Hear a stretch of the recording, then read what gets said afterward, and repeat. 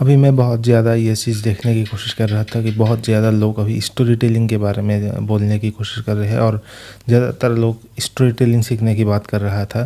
तो इस वीडियो में मैं अपने लाइफ में जितना कुछ सीखा है स्टोरी टेलिंग के बारे में वो सारी चीज़ें बताने की कोशिश करूँगा। A to Z जो भी मैंने सीखा है वो भी। तो स्टोरी टेलिंग कहाँ पर काम आता है? स्टोरी टेलिंग लगभग हर जगह। आप अपने दोस्त के साथ बैठे हो, वहाँ पर कुछ बोलने की कोशिश कर रहे हो और लोग आपकी बात सुन नहीं रहे हैं, वहाँ पर स्टोरी टेलिंग काम आता है।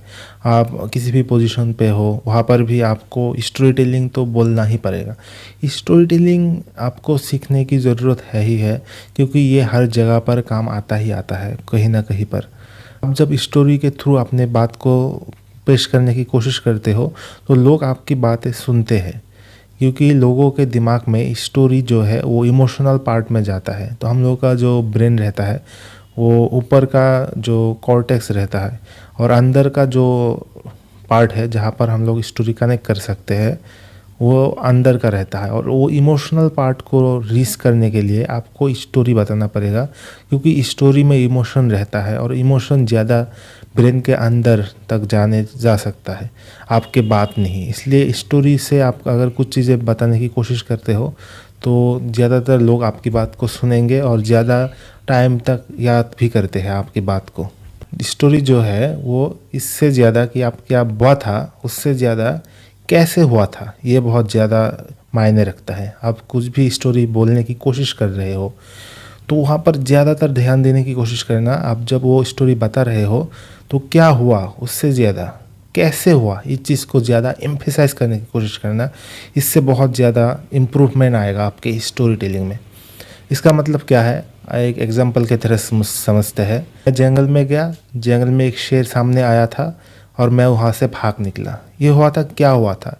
इससे ज़्यादा अगर आप ऐसे बताने की कोशिश करो, एक दिन मैं जंगल में घूमने के लिए गया था, तो मैं घूम रहा था, अचानक से मैं जब वहाँ पर था अचानक से सामने एक शेर आ गया था और फिर मैं कैसे उस चीज़ से निकला हूँ, इस चीज़ को बताने की कोशिश कर रहे हो अगर आप, तो लोग ज़्यादा इंटरेस्ट रहता है। हाँ, फिर क्या हुआ था, उसके सामने एक टाइगर गया था तो वो वहाँ से कैसे निकला। यह होता है किस तरीके से हुआ था वो स्टोरी। तो इससे ज़्यादा इम्पोर्टेंस देना, और ये बात बहुत ज़्यादा मायने रखता है आपके स्टोरी में। स्टोरी या फिर कोई भी बात हो तो इसको दो तरीके से आप बता सकते हो। दो मतलब आप जब भी कुछ बोल रहे हो तो एक होता है आप पहले पॉइंट दे देते हो और बाद में एक्सप्लेन करते हो, या फिर दूसरा जो तरीका है वो है आप पहले बिल्ड अप करते हो, एक्सप्लेन करते हो और लास्ट में जाके रिवील करते हो। तो ये दो तरीका होता है स्टोरी को बताने का या फिर कुछ चीज़ बताने का। जो पहला वाला है जहाँ पर आप पहले ही पॉइंट बता देते हो फिर एक्सप्लेन करते हो, ये वाला ज़्यादातर जब आप कुछ इन्फॉर्मेशन देने की बात कर रहे हो तब ज़्यादा यूज़ होता है। जैसे मान लो आप किसी मोबाइल का रिव्यू कर रहे हो, मोबाइल का स्पेसिफिकेशन बता रहे हो, तब अगर आपने पॉइंट दिया, पहले इन्फॉर्मेशन दिया, फिर उसके बाद उसको एक्सप्लेन करने लग गए, तो ये ज़्यादा इफ़ेक्टिव रहता है। लेकिन आप जब स्टोरी को बताने की कोशिश कर रहे हो तो पहले आप एक्सप्लेन करते जाओ और लास्ट में जाके रिवील कर दो। तो इससे टेंशन बिल्डअप होता है, सस्पेंस बिल्डअप होता है, और जो आपकी बात को सुन रहा है उन लोगों को ज़्यादा अच्छा लगता है इससे। तो पहले जो लास्ट में जो सबसे ड्रामेटिक सबसे अच्छा पॉइंट जो है उसको हमेशा लास्ट में बताने की कोशिश करो। स्टोरी को पहले बिल्डअप करो फिर जाके कुछ बताओ। सेकंड पॉइंट ये बहुत ज़्यादा इंपॉर्टेंट है। स्टोरी जब बता रहे हो तो इस तरीके से बताने की कोशिश करना।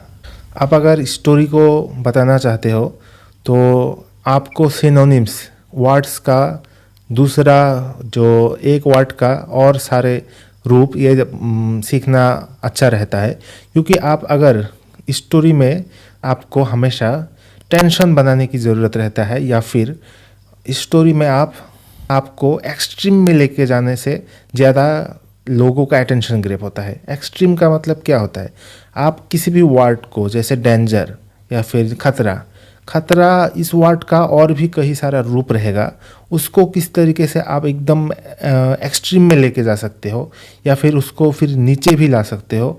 ये वर्ड का जो दूसरा रूप सिनोनिम्स है ये जानने से बहुत हेल्पफुल रहता है। फिर इससे आप टेक्निक यूज़ कर सकते हो कभी कभी कि आप वर्ड्स का एक्सट्रीम यूज़ कर रहे हो, उससे लोगों को बहुत ज़्यादा टेंस फील हो रहा है, या फिर लोगों को अगर आपको कुछ वर्ड को ऐसे ही सिंपली जाने देना है तो उस वर्ड का आप दूसरा रूप यूज़ कर सकते हो। इससे आपका स्टोरी और ज़्यादा अटेंशन ग्रेबिंग रहेगा और टेंस रहेगा। तो इससे लोगों का अटेंशन आपके स्टोरी से हटेगा नहीं और लोग आपके स्टोरी को और ज़्यादा गहराई से सुनेंगे। आप जब स्टोरी बता रहे हो, आप क्या बोल रहे हो, इससे ज़्यादा इम्पोर्टेंट है जो आपकी बात को सुन रहा है, उससे वो बंदा कैसे आपकी बात को या फिर आपकी स्टोरी को एक्सपीरियंस कर रहा है, ये ज़्यादा इम्पोर्टेंट रहता है। तो अब इस बात को तुम ज़्यादा ध्यान रखना कि जो तुम्हारा बात सुन रहा है वो किस तरीके से आपकी बातों को सुन रहा है, आपकी स्टोरी को ले रहा है, और वो ज़्यादा टेंस में है, सस्पेंस पे है, वो उसको अच्छा लग रहा है कि नहीं,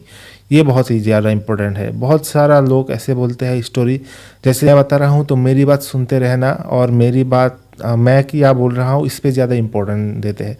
ये चीज़ इम्पोर्टेंट नहीं है। आपकी बात को जो सुन रहा है, तुम्हारा बात जो सुन रहा है, वो कैसा एक्सपीरियंस फील कर रहा है, वो बहुत ज़्यादा इम्पोर्टेंट। आप जब स्टोरी बोल रहे हो तो ज़्यादातर ट्राई करना आपका सेंटेंस शॉर्ट हो। जितना ज़्यादा सेंटेंस शॉर्ट रहेगा उतना लोगों को समझने में आसानी रहता है। तुम जब स्टोरी को बोलो, इस सेंटेंस को शॉर्ट रखो और जो सब्जेक्ट है, सब्जेक्ट को भार्ब के करीब रखने की कोशिश करो। सब्जेक्ट भार्ब से जितना दूर जाएगा उतना ज़्यादा लोगों को समझने में दिक्कत होगा। इसको एक एग्जांपल के थ्रू समझते हैं। सौरभ जो एक बहुत ही ज़्यादा शरारत बच्चा है, वो जब पेड़ पे चढ़ रहा था तो गिर गया। यहाँ पर सौरभ है सब्जेक्ट और गिर गया यह है भार्ब। तो इसको आप ऐसे बोलने से अच्छा इस तरीके से कोशिश करना कि सौरभ पेड़ से गिर गया, शॉर्ट सेंटेंस, फिर बोलो सौरभ बहुत ही शरारत बच्चा है। तो इस तरीके से बोलने से सब्जेक्ट को जितना ज़्यादा भार्ब के पास रखोगे तो लोगों को समझने में आसानी रहती है और आप उनका अटेंशन ज़्यादा देर तक रख सकते हो। दो ही मकसद रहता है, आप उनका इमेजिनेशन को कैप्चर कर रहे हो और उस इमेजिनेशन को लीड करना।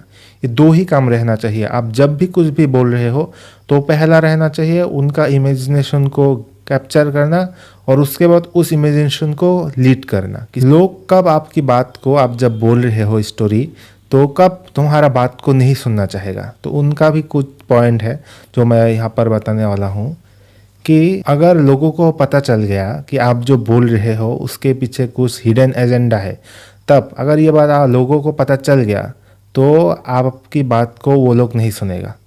तो दूसरा, अगर तुम जब बोल रहे हो तो उनको लगे कि ये बात उन्होंने पहले कहीं सुना है, तो भी उनका इमेजिनेशन और इंटरेस्ट नहीं रहेगा आपकी स्टोरी पे और आपकी बात सुनने में। तीसरा, अगर आपका स्टोरी बहुत ज़्यादा बोरिंग हो रहा है, बहुत ज़्यादा डायलॉग बाजी हो रहा है, तब भी लोग आपका स्टोरी सुनने में इंटरेस्ट नहीं रहेगा और आपकी बात नहीं सुनेगा। अगर आपके बैकग्राउंड में या फिर आपके पास जब आप स्टोरी बोल रहे हो तो आपकी स्टोरी से ज़्यादा कुछ और भी ज़्यादा इंटरेस्टिंग चीज़ अगर आसपास होने लग गया तो लोगों का इंटरेस्ट उस तरफ जाएगा और वो आपकी बात नहीं। पांचवा, अगर आप जिसको बोल रहे हो अपना स्टोरी, वो खुद आपको कुछ बोलने की कोशिश कर रहा है या फिर कुछ बताना चाहता है, तब वो आपका जो भी बोल रहे हो वो इंटरेस्टेड नहीं रहेगा और आपका बात को नहीं सुनेगा वो। अब मैं जो आपको बताने वाला हूँ ये सबसे ज़्यादा, जितना भी पॉइंट आपको बताया अभी तक, ये सबसे ज़्यादा इम्पोर्टेंट है स्टोरी टेलिंग का।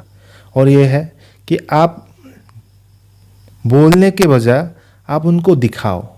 ये कैसे होता है, इसको एक एग्जांपल के थ्रू समझते हैं।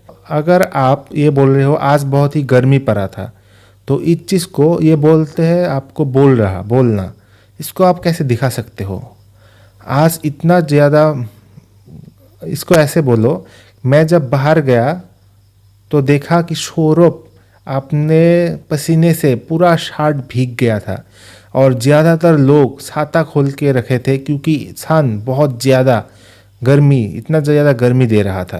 तो इससे क्या होता है, लोग आपको सिर्फ बता नहीं रहे या आप लोगों को दिखा रहे हो, तो इससे बहुत ज़्यादा अटेंशन ग्रैब होता है और लोग आपकी बात को सुनते हैं।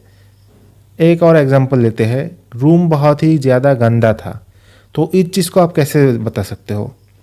मैं जब रूम में गया तो देखा कपड़ा हर जगह पर बिखरा हुआ था, बेसिन पे एकदम प्लेट का ढेर लगा हुआ था, बहुत ज़्यादा रूम से बदबू आ रहा था। तो ये बोलते हैं दिखाना, लोगों को आप दिखाओ बोलने से अच्छा। एक इम्पॉर्टेंट चीज़ जो है कि descriptive word, definitive word use करो। तो हम लोग जब स्टोरी को बताने की कोशिश कर रहे हैं तो शायद, मे बी, मुझे ऐसा लग रहा था, तो ये सब वर्ड जो है इनसे एम्बिग्यूटी आता है और लोगों को एम्बिग्यूटी पसंद नहीं है।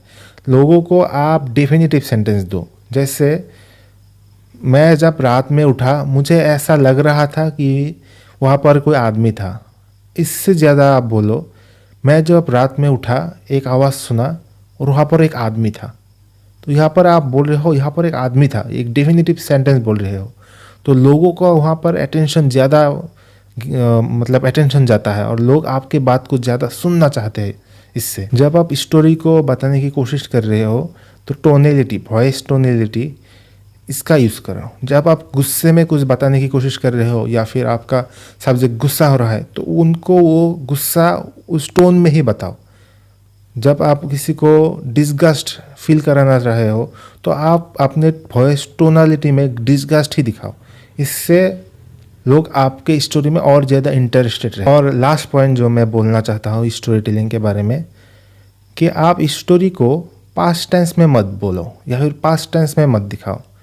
स्टोरी को हमेशा उनके आँखों के सामने उनको उस जगह पर लेके जाओ और फिर उनको वहाँ पर बिठा के दिखाओ। इसको एग्जाम्पल के थ्रू ज़्यादा अच्छी तरीके से समझ सकते हैं कि टाइगर वाला ही एग्जाम्पल लेते हैं कि मैं कल जंगल में गया था, वहाँ पर एक टाइगर था, मैं वहाँ पर टाइगर से मिला। तो ये रहता है पास्ट टेंस में। इसको आप ऐसे मत बोलो, इसको उनके आँखों के सामने प्रेजेंट टेंस में वहाँ पर ही दिखाओ। कैसे? मैं कल जंगल में गया था तो मेरा हार्ट बीट बढ़ गया, वहाँ पर यहाँ पर टाइगर है और यहाँ पर मैं हूँ, मुझे समझ नहीं आ रहा है मैं क्या करूँ। ये प्रेजेंट टेंस में बोलना, उनको उस जगह पर शिफ्ट कर दो। आप जगह पर आप स्टोरी को बता रहे हो, पास्ट टेंस में मत बोलो, उनको उस जगह पर ही पहुँचा दो। इससे भी बहुत ज़्यादा अच्छा होता है स्टोरी टेलिंग।